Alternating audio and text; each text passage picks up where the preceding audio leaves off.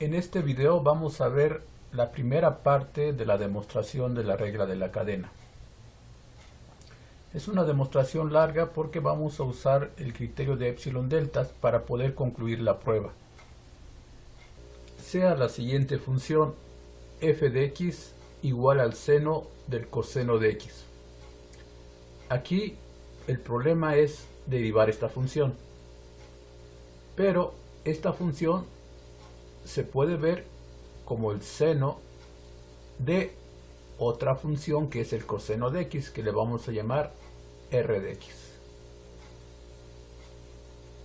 Y la función seno la podemos llamar como una función h que está evaluado en r de x. Entonces tenemos las dos funciones r de x, que sería coseno de x, y la función h de x, pues que sería el seno de x. Bueno, entonces lo que tenemos es que f de x pues es simplemente la composición, es h bolita r evaluado en x.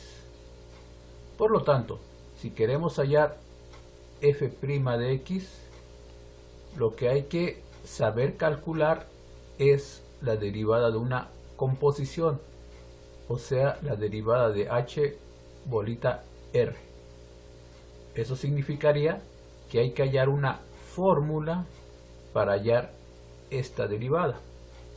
Y la fórmula es como sigue. Esto es h evaluado en r de x por r' en x.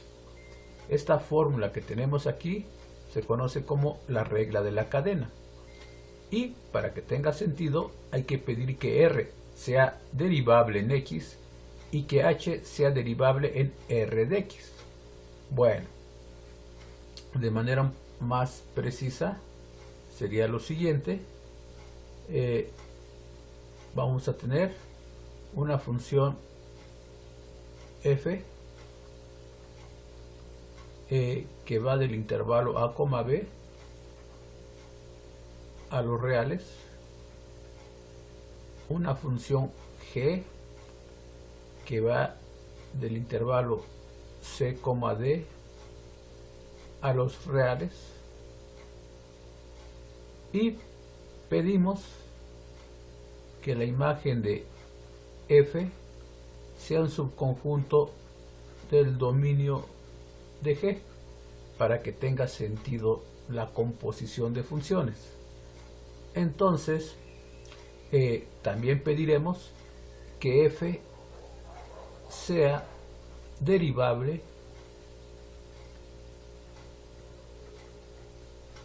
en x, que es un punto del intervalo a, b. Bueno, entonces pedimos que x sea un punto de ese intervalo y f que sea derivable en ese punto. Y también vamos a pedir que g sea derivable en f de x. Si sucede todo esto, entonces la composición g bolita f, que es una función que va de a, b a los reales, es derivable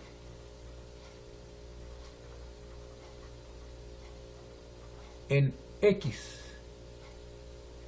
y la derivada g bolita f en el punto x sería g' en f de x por f' de x. Bueno, entonces aquí tenemos enunciado lo que se conoce como la regla de la cadena.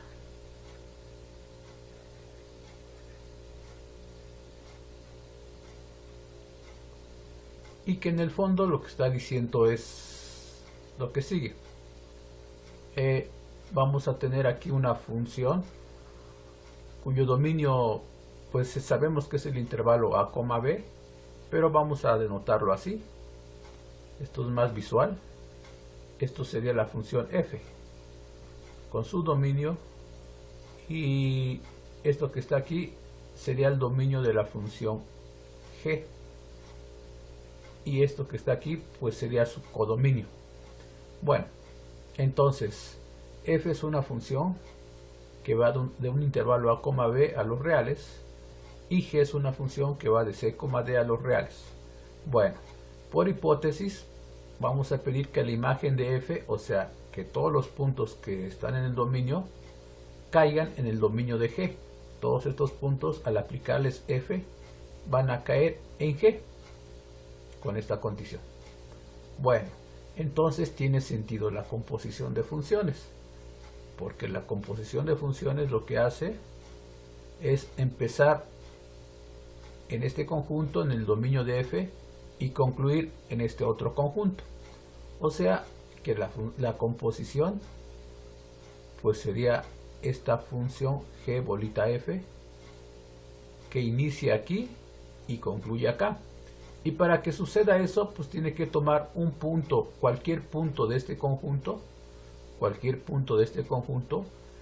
aplicarle f, y eso caería en el dominio de g, porque por hipótesis todos los puntos de f van a caer en el dominio de g, y lo que hace g es tomar esos puntos y los manda a este conjunto que está acá.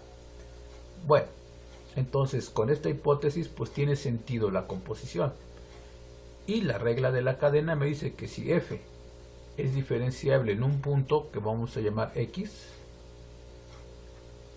y g es diferenciable en el punto que vamos a llamar f de x, entonces esta composición es diferenciable en el punto x, y su derivada está dado por esta expresión que tenemos aquí. Bueno, entonces esa es la interpretación pues geométrica de lo que está sucediendo para fijar ideas. Para la demostración de este teorema pues vamos a requerir dos resultados. El primero dice que si tengo una transformación lineal t y se puede componer con una transformación lineal u, entonces la composición de estas transformaciones lineales es lineal. O sea que t bolita u lleva sumas en sumas.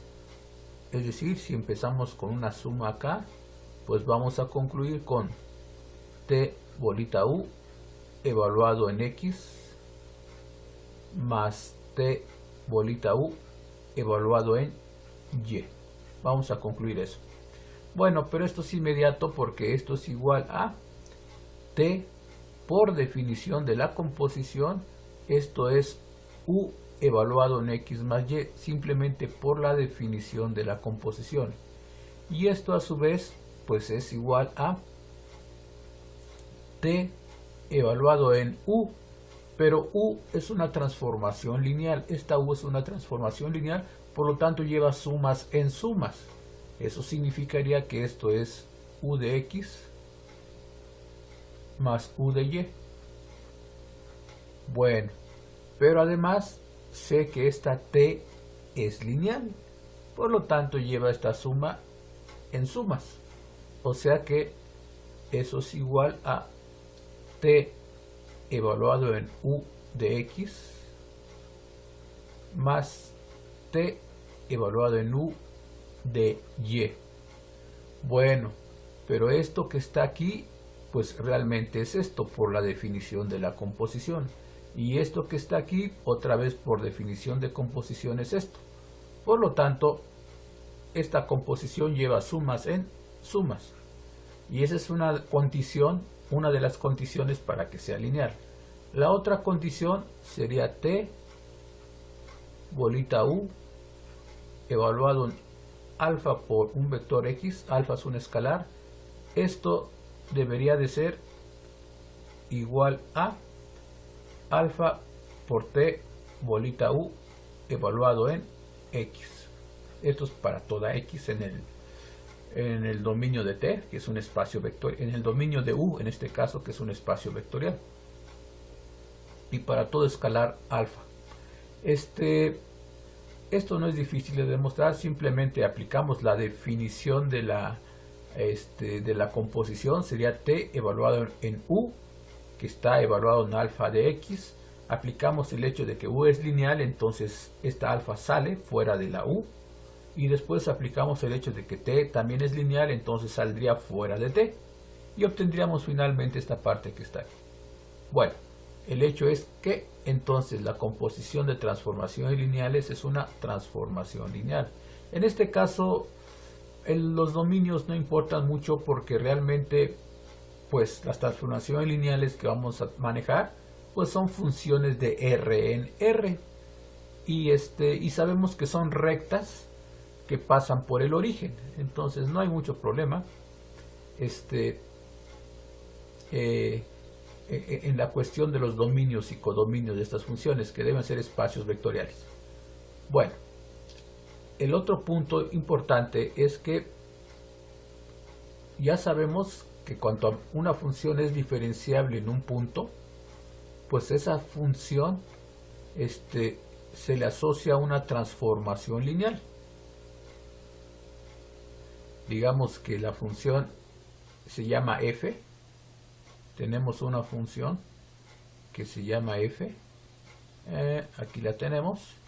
Y pues vamos a decir que es diferenciable en el punto x0. Por lo tanto, podemos pues encontrar esta recta tangente. Pero también sabemos que esa recta tangente pues se puede interpretar como una transformación lineal, si es que la vemos en el sistema de coordenadas que tiene su vértice o su origen en el punto de tangencia. O sea que en este sistema de coordenadas que estoy dibujando, pues esta recta tangente, esta que está aquí, pues es una transformación lineal porque es una recta que pasa por el origen. Eso ya lo sabemos en uno de los videos anteriores. Bueno, entonces, para esta función f, si es diferenciable, entonces se le asocia esta transformación lineal. Y al revés, si en este punto, si existe una transformación lineal de tal manera que el límite de cierto cociente es 0, entonces la función f es diferenciable en este punto. Ok, eso también es un resultado que está en uno de los videos anteriores. Bueno, el hecho es que cuando se demostró ese resultado, la relación entre transformación lineal y derivada, pues se encontró que esta recta tangente tiene una forma muy particular. Y de hecho, aquí la podemos encontrar. Si este es mi sistema de coordenadas ht, entonces pues la ecuación de la recta es t de h igual a, pues como es una recta que pasa por el origen, tiene que ser igual a una pendiente pues por h, mh, donde la pendiente pues es la pendiente de esta recta, pero la pendiente de esta recta pues es la derivada de la función f en este punto. Por lo tanto, esto sería simplemente f' en el punto x0. Bueno, aquí lo importante es que pues si f es diferenciable en este punto, entonces existe una transformación lineal de tal manera que el límite de cierto cociente es 0, y esa transformación lineal tiene esta forma. Bueno, y si existe una transformación lineal de tal manera que cierto cociente en el límite es 0, entonces f es diferenciable. Ese resultado ya está dado en uno de los videos anteriores. Bueno, entonces ya tenemos cómo es la t, o recordamos cómo es la t de h, y este resultado que dice que composición de transformaciones lineales es una transformación lineal. Bueno, ahora vamos a tratar de dar una idea de la demostración, y para eso vamos a volver a hacer el dibujo para fijar ideas.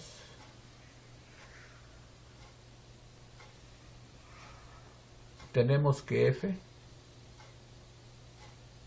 f es diferenciable en el punto x y g es diferenciable en el punto f de x. Bueno, entonces, si f es diferenciable en el punto x, pues se le asocia una transformación lineal. Le voy a poner así, que va de R en R. Si f es diferenciable en el punto x, pues entonces existe una transformación lineal de R en R, de tal manera que el límite de cierto cociente es 0. Bueno, y lo mismo pasa con g. Si como g es diferenciable en f de x, pues existe una transformación lineal u, de tal manera que el límite de cierto cociente es 0. Bueno, ya tenemos entonces que a f se le asocia t y que a g se le asocia f. Bueno, lo que queremos es que la composición de las funciones, que sería en este caso g bolita f, quisiéramos que esta composición de funciones fuera diferenciable en el punto x. Y eso va a ser posible si es que encontramos una transformación lineal de R en R, de tal manera que, pues, en el límite de cierto cociente con esta función, con la composición, pues nos dé 0. Entonces necesitamos una transformación lineal. Pero, pues si aquí tengo esta t y aquí tengo esta u, resulta casi natural pensar que la transformación lineal que requerimos, pues tiene que ser u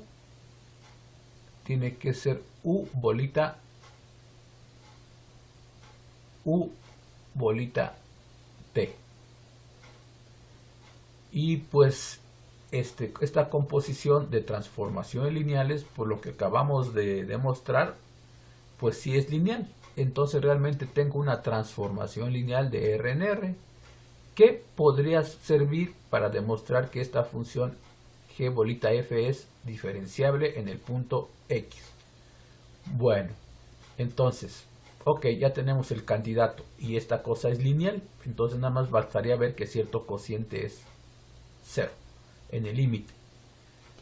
Ok, entonces tenemos que como f es diferenciable en el punto x0, existe esta t lineal tal que satisface lo siguiente. Tenemos que el límite de f de x más h menos f de x menos t de h, todo esto dividido entre h, cuanto h tiende a 0, esto es 0. Eso es lo que tenemos. Y aquí vamos a renombrar o vamos a nombrar lo que tenemos en el denominador como alfa de h. Alfa de h la vamos a definir como f de x más h menos f de x menos t de h. Y así definimos nuestro alfa de h. Y vamos a tener entonces que el límite de alfa de h sobre h, cuanto h tiende a 0, pues esto es 0. Eso es lo que tenemos de aquí simplemente. No ha pasado nada, simplemente definimos esto que está arriba como alfa de h y ocurre esto, que el límite de este cociente 0 cuanto h tiende a 0. Bueno, eso pasa para la función f. Y lo mismo pasa para la función g. Entonces, para la función g tendríamos algo parecido. Tendríamos que el límite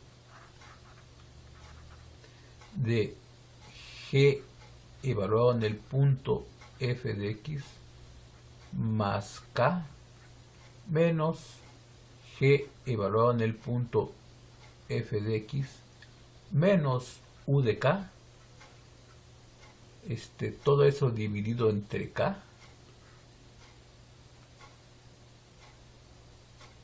todo esto lo dividimos entre k, hacemos que k se vaya a 0 y este límite es 0, porque pues se supone que g es diferenciable en este punto, por lo tanto existe la transformación lineal u, de tal manera que el límite de este cociente es 0. Y hacemos lo mismo, definimos beta de k igual al numerador, o sea es g evaluado en f de x más k menos g evaluado en f de x menos u evaluado en k. Bueno, ese es mi beta de k. Y ocurre otra vez que el límite de beta de k sobre k, cuando k tiende a 0, pues esto es 0. Eso es lo que tenemos por esta expresión que tenemos aquí. El límite de beta de k, todo esto es beta de k, entre k tiene que ser 0. Bueno, ahora, para la composición, pues quisiéramos que esta transformación lineal fuera la adecuada para que esta composición pues fuera diferenciable en el punto x. Pero para que ocurra eso, entonces hay que demostrar lo siguiente. Por demostrar que el límite de g bolita f evaluado en el punto x más un incremento que vamos a llamar s menos g bolita f evaluado en el punto x menos la transformación lineal que estamos proponiendo, que es esto, u bolita t evaluado en s,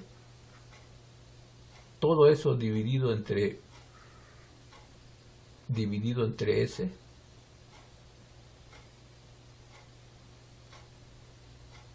y haciendo que s tienda a 0, eso debería de ser 0. Esto es lo que hay que demostrar. Bueno, entonces, siguiendo el mismo procedimiento, vamos a llamar gamma de s como g bolita f evaluado en x más s menos g bolita f evaluado en x menos u bolita t evaluado en s. Definimos gamma de s así. Entonces, pues ocurre otra vez que habría que demostrar que el límite, por demostrar entonces, que el límite de gamma de s sobre s, cuando s tiende a 0, hay que demostrar que esto es 0. Bueno, entonces todo mi problema se reduce a demostrar que este límite es 0, cuando s tiende a 0. Bueno, entonces hay que tomar gamma de s, de alguna manera desarrollarlo y obtener este cociente y ver que el límite es 0. Entonces tomamos gamma de s. Gamma de s, pues es lo que tenemos aquí. Es esta parte. Es esto que está aquí. Pero lo desarrollamos y entonces simplemente por la definición de la composición, esto es g evaluado en f, que está evaluado en x más s. Eso simplemente por la definición de composición. Y esto es g evaluado en f, que está evaluado en... Ese es g evaluado en f de x, simplemente por la definición de composición. Y esto es u, que está evaluado en t de s.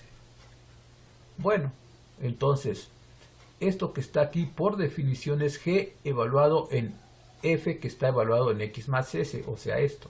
Y esto por definición de la composición simplemente es g evaluado en f de x.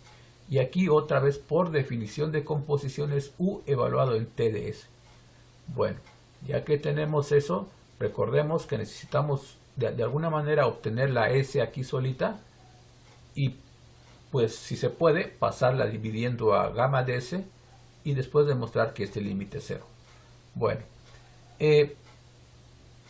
esta parte tiene t de s y este t de s está escondido aquí en nuestra primera parte. aquí está TDH, entonces tenemos TDS. Evaluamos eso en S y tendría yo que es alfa de S es igual a F de X más S menos F de X menos T de S. Bueno, eso significaría simplemente que T de S pues es igual a F de X más S menos F de X menos alfa de S. Bueno, entonces de esta igualdad pues podemos obtener cuánto vale TDS. TDS es lo que tenemos aquí. Entonces pues lo ponemos. TDS es F de X más S. O sea que este U de TDS se transforma en, vamos a escribirlo todo. Esto simplemente es G evaluado en F de X más S menos G evaluado en F de X menos U evaluado en T de S, pero esto es F de X más S menos F de X menos alfa de S. Vamos a ver si eso es cierto. T de S, aquí está. T de S es F de X más S menos F de X. F de X más S menos F de X menos alfa de S menos alfa de S. O sea que sí, esto que está aquí es realmente T de S. Bueno, según lo que tenemos aquí. Y esto pues salió de esta parte. Simplemente evaluamos, en lugar de H ponemos S y obtenemos todo esto y despejamos esta parte. Esto pasaría acá, así, y esto pasa restando. Y ya tendríamos esta parte que es T de S. Y ya lo tenemos aquí. Bueno, ahora sabemos que nuestro U, la transformación o la función U es una transformación lineal. Entonces lo voy a escribir de esta manera. Esto sería F de X más S. Voy a dejar un espacio aquí. Así. Menos G evaluado en F de X. Menos esta transformación lineal U. Por ser lineal, pues lleva sumas en sumas. Y con este menos que está aquí, pues obtendríamos que esto es U evaluado en F de X más S menos F de X y después tendríamos más U evaluado en alfa de S. Bueno, entonces esto que está aquí es esto, porque U es lineal, lleva sumas en sumas, o sea, llevaría esto U de F de X más S menos F de U, este menos con este me da más U evaluado en este vector que está aquí. Y si nos cuesta obtener esta parte, pues sabemos que la U es una recta, entonces tiene cierta forma. La desarrollamos y obtenemos esta parte que está aquí. Bueno, entonces, ¿por qué dejé este hueco que está aquí? Porque queremos usar la propiedad, o más bien la igualdad donde aparece beta de K. Este beta de K es una beta con un elemento llamado K aquí, y ese K aparece en esta parte, aparece con G en esta parte y aparece con U en esta parte. Entonces lo que aparece con U acá, si logramos hacer que aparezca con G en esta parte, pues entonces ya tengo beta de K. Bueno, entonces ya tenemos un menos U, que es esto, menos U, que ya se parece a esta parte que tenemos aquí, menos u de k. Bueno, eso significaría que si pensamos que esto es k, entonces debería de estar con la g para poder meter la beta de k en esta parte. Bueno, entonces esto que está aquí tiene que aparecer con la g. Pues lo ponemos. Esto simplemente es, pues faltaría poner esto menos f de x.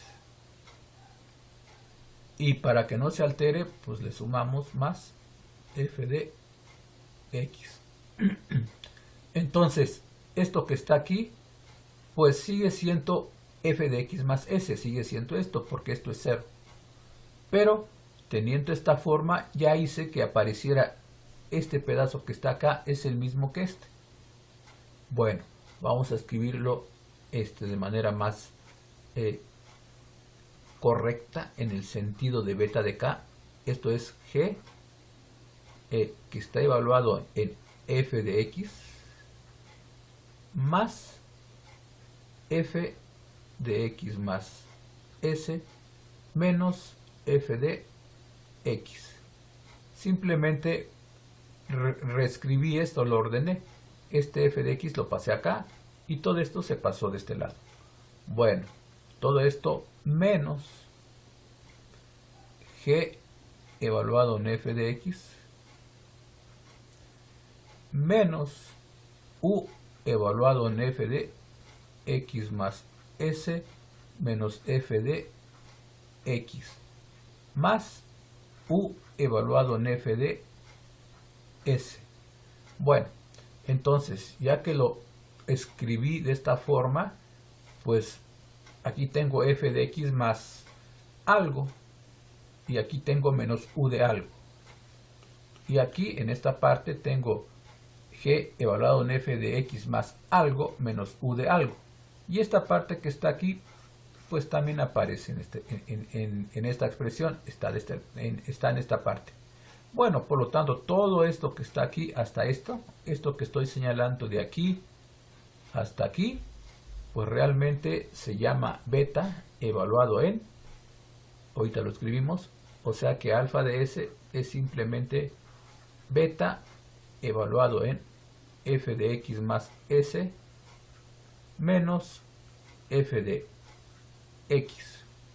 Todo esto más u evaluado en f evaluado en alfa de s. Bueno, entonces todo esto que está aquí es beta evaluado en esta cantidad, porque beta de k es g de f de x más k menos esto menos u de k. Y es lo que tenemos.